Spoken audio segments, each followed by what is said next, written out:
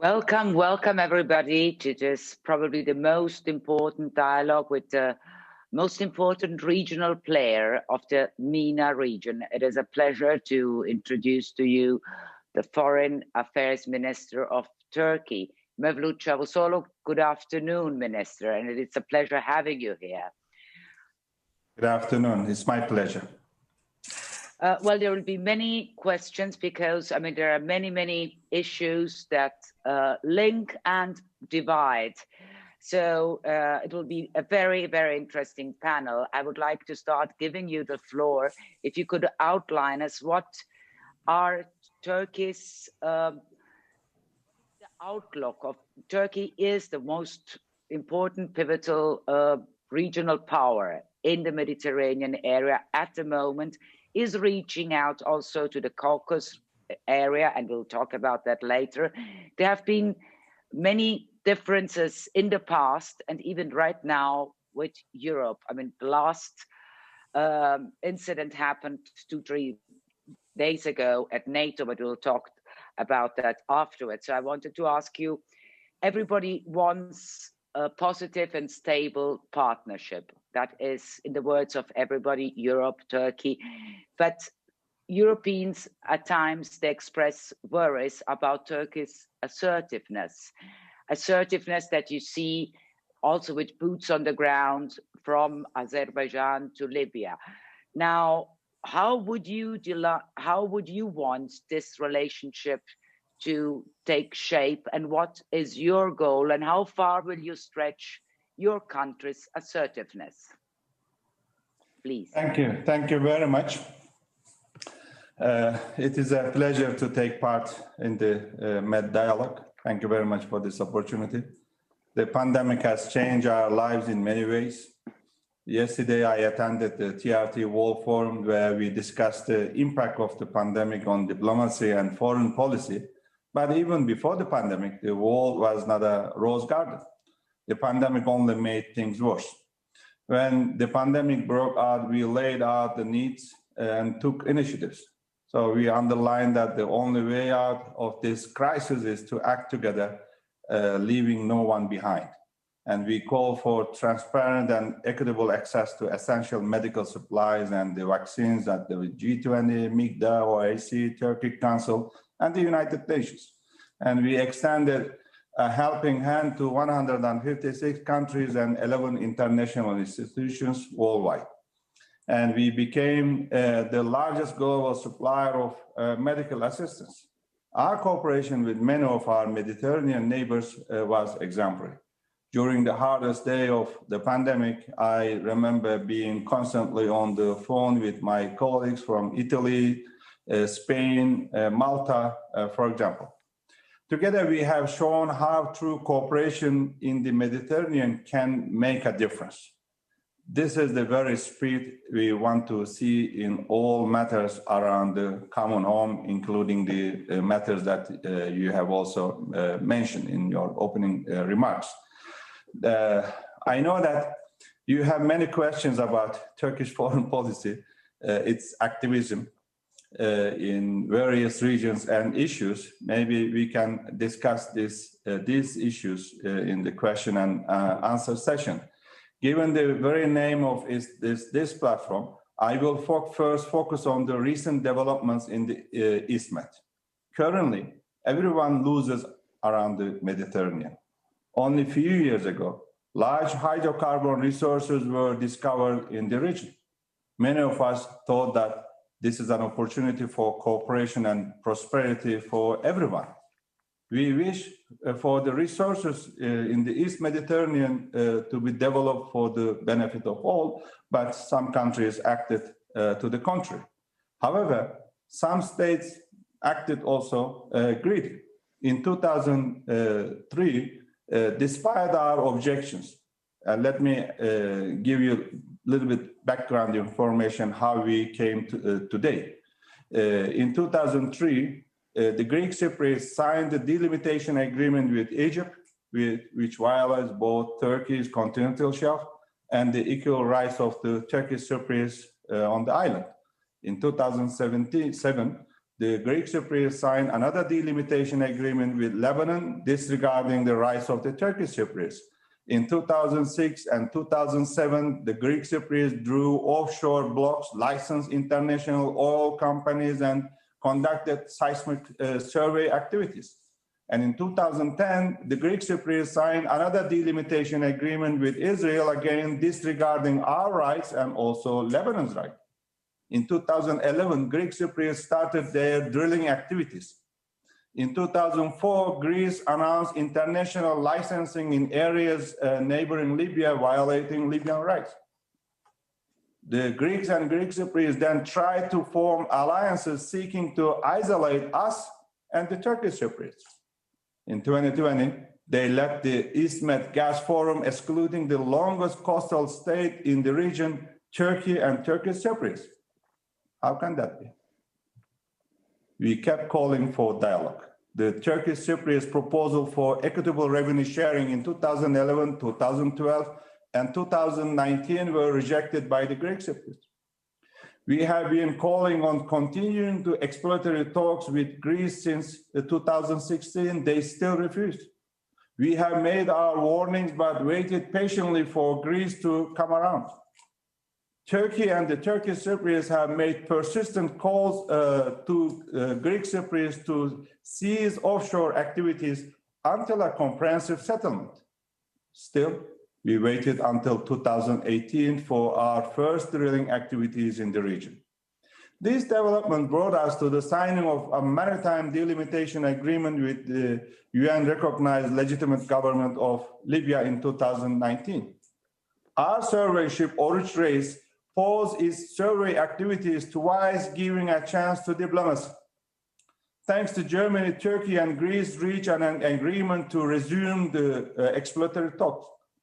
Hours before Turkey and Greece were to announce the commencement of these talks, Greece signed a so-called maritime boundary delimitation agreement with Egypt, violating both Turkish and Libyan continental shelves. The EU summit in October also continued its threats. So every time Turkey opens avenues for diplomacy, it receives responses in the forms of threats and provocations. Why?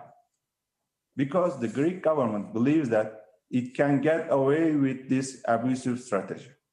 And the EU is becoming complicit by allowing two members to abuse the entire system.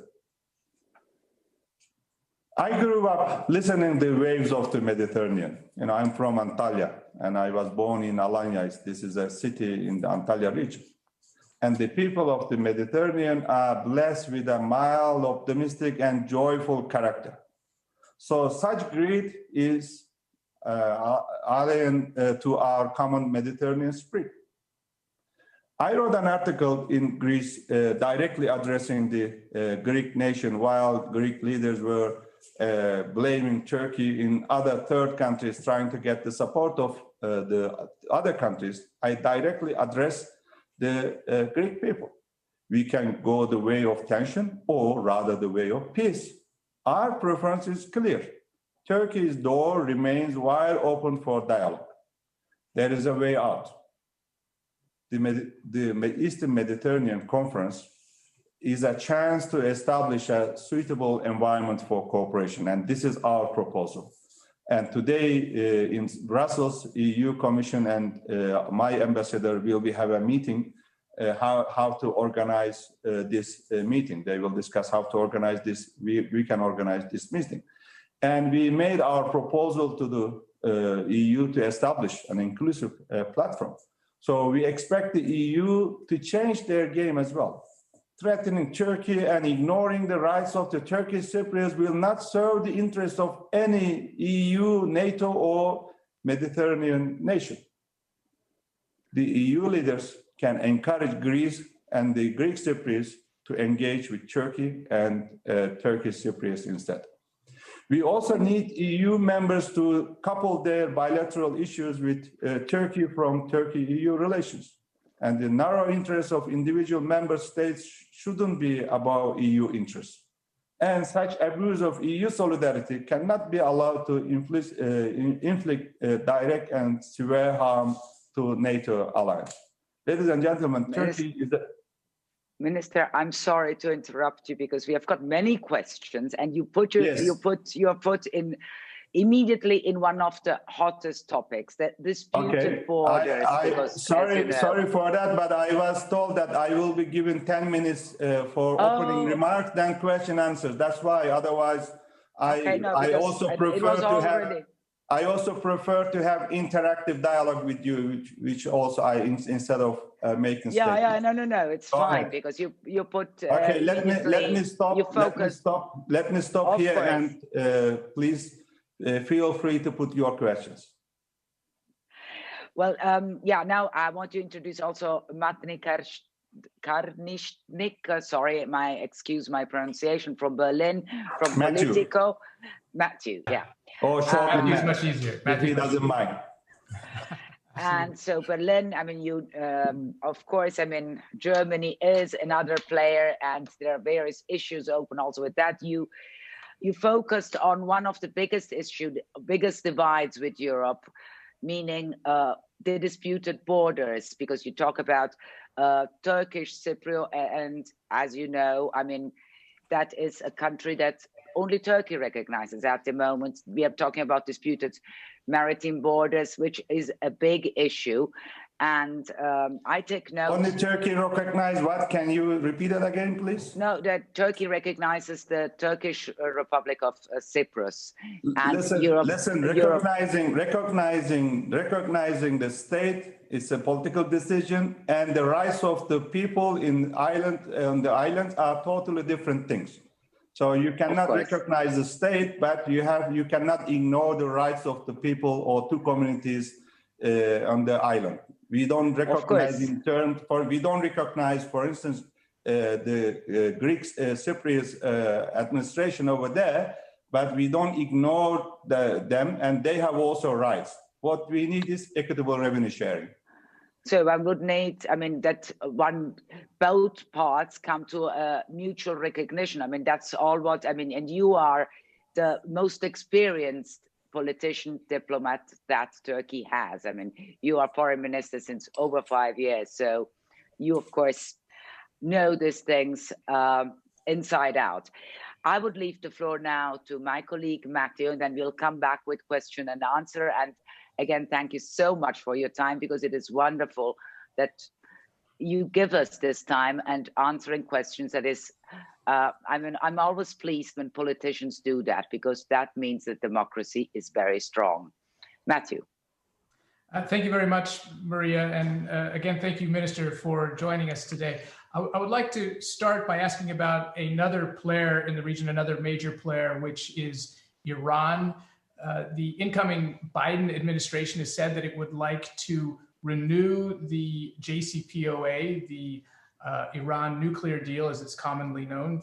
The United States would rejoin that in the coming months. What do you think the impact of this step would be on the region, and how realistic do you think it is, given everything else that has happened in and around Iran in the recent past? All right. Thank you very much for this question. Before the JCPOA was signed, Turkey, together with Brazil, spent a lot of efforts to convince Iran as well. And then we were very happy when this agreement was signed between Iran and United States, as well as some European Union and EU member states. And we were against the withdrawal of United States from this agreement. And we always advocated that this process should be transparent and monitored very closely. But unfortunately, the current administration withdrew. So I'm very happy to hear that the President-elect Biden is for the renewal of this agreement. This is the best way. And as Turkey, we are against the nuclear weapons. Neither in our region and beyond. This is our principal position. And Iran is our neighboring country. We have also differences, but instead of sanctions and blockades, the meaningful dialogue and engagement is best way to deal Iran as well.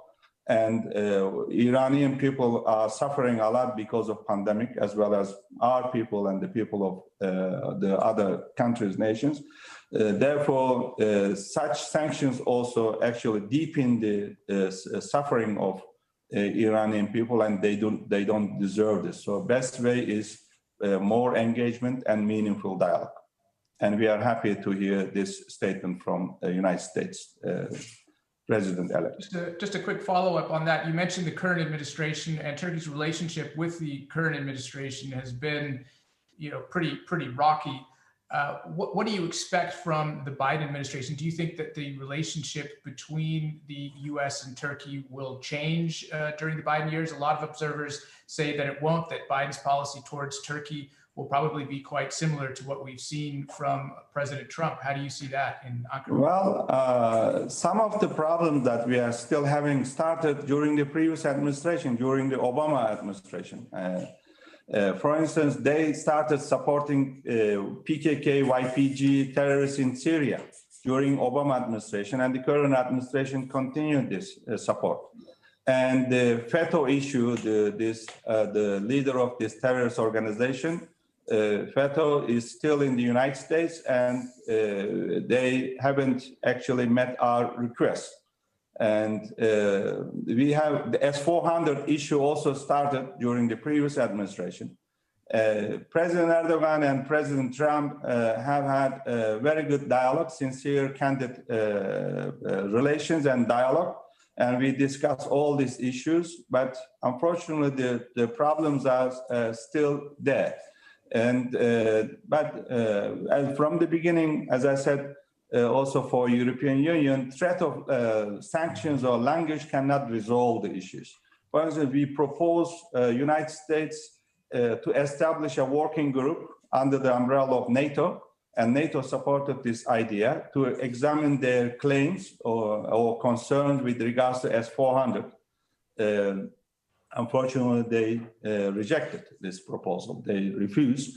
And even Trump admits that Turkey has not been able to purchase Patriots, not only during the Trump administration, but for a decade. So these are the still outstanding issues. What we need is from this administration or upcoming administrations to engage and also to resolve all these issues through, again, dialogue instead of threatening language or instead of sanctions and this and that. So this is our expectation. We can have differences. We can have differences with our neighboring countries. We have differences even with brotherly countries. Italy, we have excellent relations. On some issues, we have differences. It can happen. But how can we overcome this kind of differences? Again, through engagement and dialogue. So you mentioned NATO. 2 days ago, there was this 2nd of December, virtually, of course. I mean, now everything is virtual in our lives.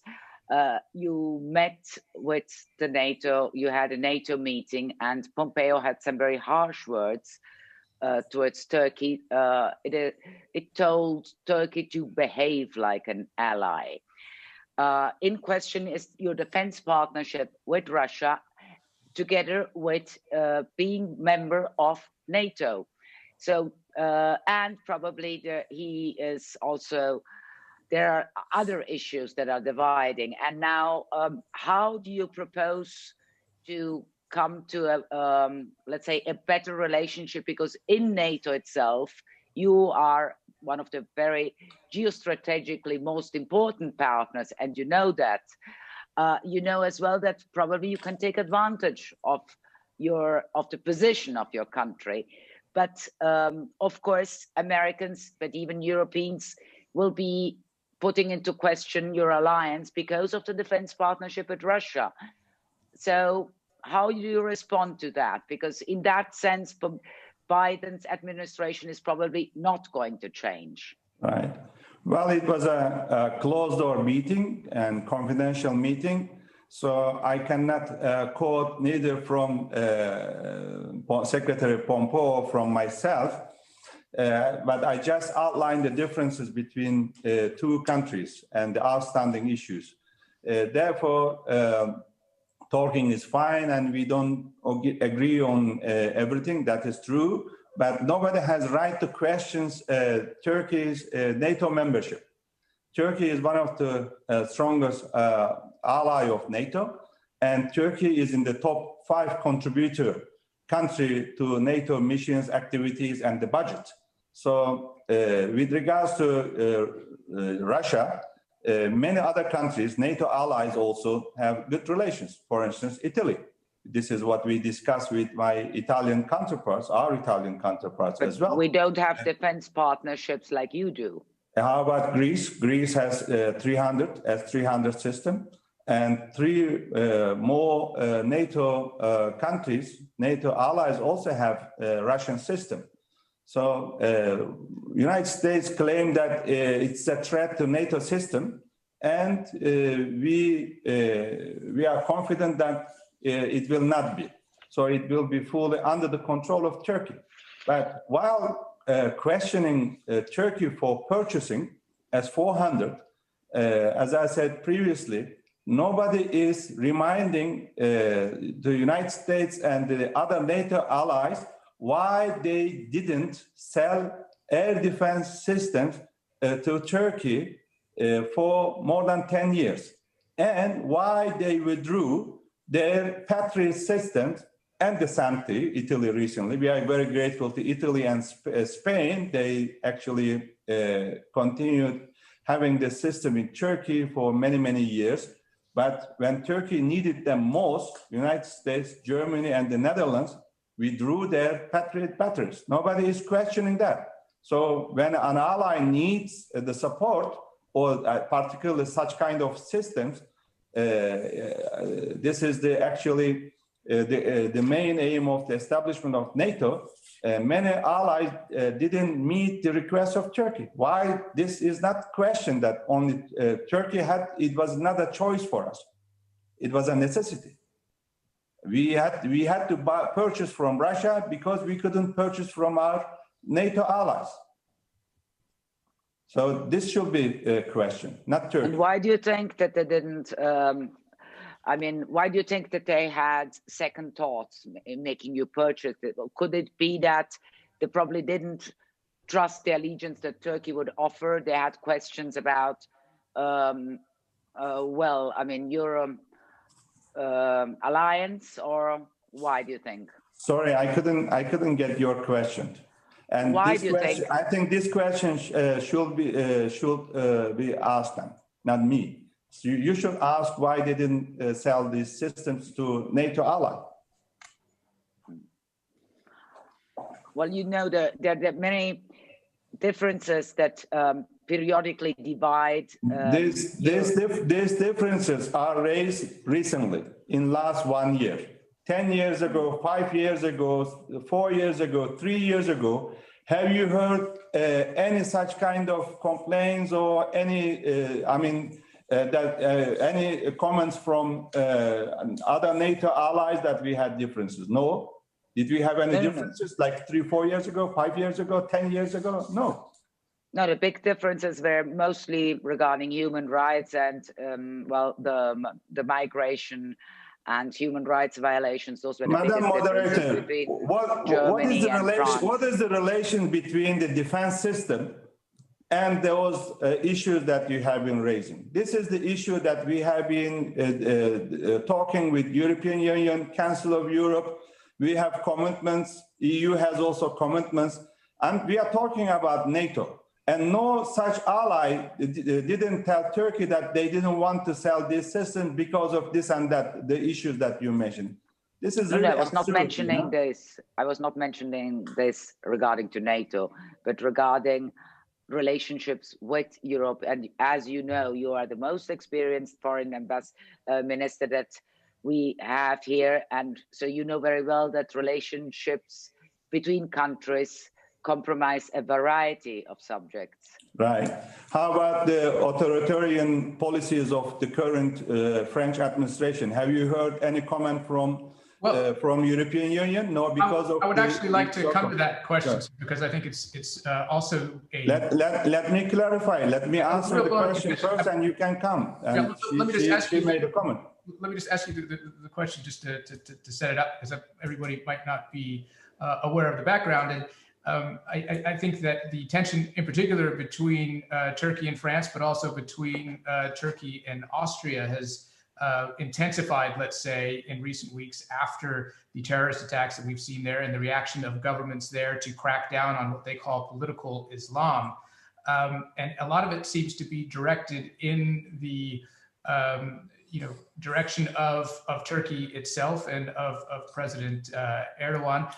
What do you think about what is happening in France, in particular, in terms of political Islam at the moment? Well, there is no political Islam. Islam is Islam, and Islam means peace. But some politicians, populist politicians, dare to actually define Islam or interpret Islam for their interests, and this is unacceptable. And here again, we see the pure double standard, criticizing, attacking beloved Prophet, and also our Islam and religion. I mean, sacred religion, Islam is okay. This is freedom of expression. But when we criticize any politicians in Europe, this is unacceptable. So redefining Islam or redrawing Islam is not the job of any politicians. It's very clear in the Holy Quran. If anybody reads that, it is translated into many languages. So how can you explain that 14 school-age children were mistreated by police and detained for 11 hours? They were not able to see their families during these 11 hours. How can you explain this? These are the children.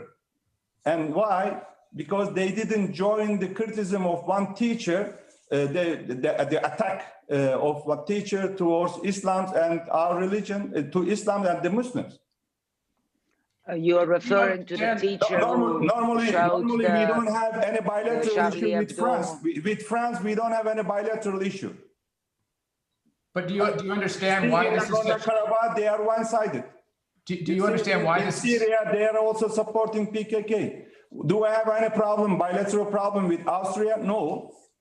And when I asked the current Chancellor Kurz, when he was foreign minister, and also the previous foreign minister, whether there is any radicalized Turk in Austria, they say no. Why? Because of our cooperation. Through Diyanet, we teach the real Islam, the true Islam, to our people and the other Muslims in all those countries. This cooperation should continue to await radicalization as well. So this is this is the cooperation that we wanted to see from these countries. Otherwise, I don't have any bilateral issue with Austria. But in Austria, they use Turkey, particularly during their election campaign, for their, to gain just a little bit more votes. This is really unacceptable. I understand that you deeply feel the hurt of the double standards. I mean, that is an issue that always comes up with Turkey. I do understand this, and but I would like to ask you on political Islam. I mean, in France, it is a question about freedom of press. It's the press who comes out. Charlie Hebdo, for instance, you mentioned the teacher. So, like it or not, the government doesn't have to agree or disagree with what is printed in the press, but it has to leave the freedom to the press to state whatever they think is fit. Then it will be the reader's choice to believe or not believe, to buy or not buy that newspaper. But the way you're putting it, it's a slight difference. It's as if the government would set the standards for what is right or wrong. That is a big difference. We have no problem with the freedom of press. We have no problem with the freedom of expression. But freedom of expression and insulting the faiths of the others are two totally different things. And I will advise you to read the statements of the late President Chirac in 2006, and you can clearly understand. He is also French. He is also a French president. He was a French president. And by the way, you are talking about the freedom of expression. Have you ever questioned why the Minister of Education of France actually cleared the cartoons or caricatures just criticizing him in the textbooks? Have you ever questioned that? And they also, this deleted the article from Politico criticizing French administration. So this is, when it comes to European countries, they are free to do anything. And for the sake of the EU solidarity, those countries shouldn't be criticized for that. I'm not saying that Turkey is perfect. And that's why we are focusing on the reforms, including judicial reform strategy, human rights action plan. And we know that particularly after the measures that we had to take after Gezi event, also 17th and 25th of December attack of the SPETO, and finally attempted coup.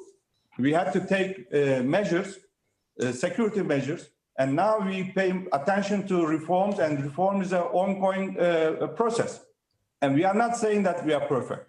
But how can you explain that French president closed the press office at their palace? And I was lastly, look, I chair the Parliamentary Assembly of Council of Europe. And this is the home of the human rights and also democracy and rule of law. And the first time ever, we celebrated the 70th anniversary last year. And this plenary was closed for the press when Macron was addressing. Nobody questioned that. Why? Because France is member of the European Union. Sir, have you reached out? This is what I'm trying to say. Explain. I think we understand that. Sir, have you reached out though to your French counterparts, to your Austrian counterparts, given the the intensity of this debate, both in those countries, elsewhere in Europe, and he proposed to speak on the phone on the 8th of December, and I agreed to talk to Le Drian on 8th of December. We will communicate on this issue of political, on every issue, bilateral issues, and also the other issues, differences. So dialogue is the best way to understand each other. Well, I propose dialogue the best. I wanted to come back to something you mentioned in the very beginning of your speech. I mean, we're talking about borders, and there are lots of disputed borders. Like, for instance, I mean, let's take the question in Syria. You have got, Syria is crucial for the safety, let's say. You have a shared border, which is very long with Turkey. Now you are controlling a 30-kilometer wide buffer zone. Do you think that that would be a permanent arrangement? Or do you think that changes can be possible, because that for now looks as if it is a permanent acquisition? Look, as you said, we have 911 kilometers long border with this country. So any development in Syria has impact in Turkey and consequences, humanitarian, security, and also stability, economic development. Yeah, you can add more. And we have been spending a lot of efforts for a lasting political solution. That's why the Constitutional Committee is meeting in Geneva, thanks to our contribution and our efforts through Astana process and our cooperation with the United Nations. Therefore, only the solution is the political solution. We are committed to territorial integrity of Syria. And that's why we have been fighting terrorists. And we also prevented a terror corridor in the southern part of Turkey, in the northern part of Syria. And we cleared 8,000 square kilometers from Daesh and PKK, from two terrorist organizations. And thanks to our, again, facilitation, already more than 411,000 migrants went back to their home. Of course, this is a voluntary, safe, and dignified return. And we are still providing their needs there. And Turkey has been hosting more than 3.6 million Syrians. We are the largest refugee hosting country. And Absolutely. In Idlib also, we stopped a humanitarian catastrophe and also the wave of another mass migration towards Turkey and towards Europe. So on every aspect. On Syria, you are on different planes with, for instance, Russia. I mean, the people, the groups that are fighting in Idlib, according to the Russians, for instance, are fundamentalists and classified as terrorists. For you, they're allies. For them, so it is, how do you manage to put those two things together? Well, I'm very, really disappointed that the lack of knowledge is there, or you are not objective on this issue. And do you know that who brought those fundamentalists and terrorists to Idlib region? Didn't you follow the situation there? I'll tell you. When we evacuated people from Aleppo, regime and the supporters, including Russia, let these terrorists with their weapons to go to Idlib region. And from other also areas, Dara, and from other regions, they let those terrorists. And from Dara, by the way, they brought those terrorists by themselves by buses. Why did they bring these terrorists? Eventually, they will use this presence of the terrorists as a pretext to attack Idlib. This is exactly why they did. I didn't bring those terrorists. I didn't bring those foreign terrorist fighters to the region. Why do you are trying to blame Turkey? And this is one of the issues that we need to actually resolve altogether. And Turkey has been calling on not only Russia, but also other NATO countries and the coalition members to resolve this issue together, because they are first and foremost, they are posing threat to Turkey. I don't want to see radical terrorists at the other side of my border.